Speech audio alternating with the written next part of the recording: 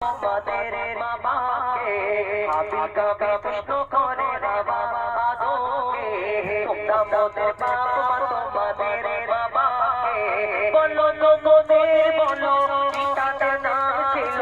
বলো মোদের বলো পিতাদের নাম ছিল মোদের দাদা দাদি নানা নানি আছে কোথায় তো শুনে আদম বাবা বলো বাবা হাবি কাবিকে তারা দেবে জবাব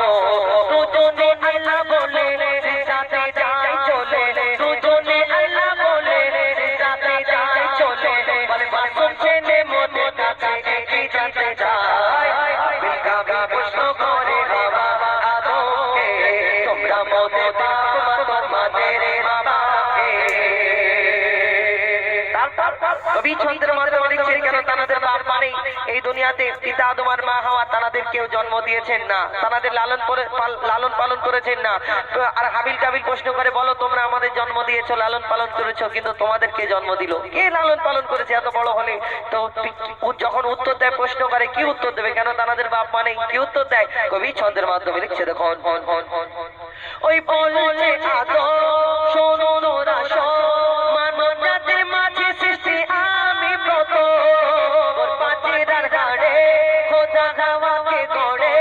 আর গন্ধন পেলাম দুনিয়ায় এলাম জানা না ছেড়ে ওতে কেউ জন্ম দেয়নি ওরা মায়েরই দুধ খাইনি ওতে কেউ জন্ম দেয়নি ওরা মায়েরই দুধ খাইনি পাইনি মোরা মা বাপের ভালোবাসা ওদের নেই বাবা মোরা দিবি দুজনা বাবা কি মোদের জানা হলো না দুজনে এটি মিষ্টির মোদের মা বাপের দুজনে এটি মিষ্টির মোদের মা বাপের তাই মানব জাতির পিতা মাতা মোরা দুজনা হাবিল কাবিল প্রশ্ন করে হাওয়া আদমকে তোমরা মোদের বাপ মা তোমাদের বাবাকে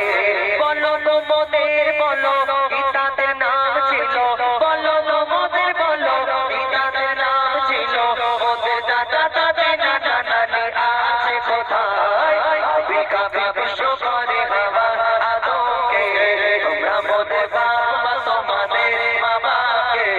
হাবিল কাবিল প্রশ্ন করে বাবা আদমকে তোমরা মোদের বাপ মা তোমাদের বাবাকে।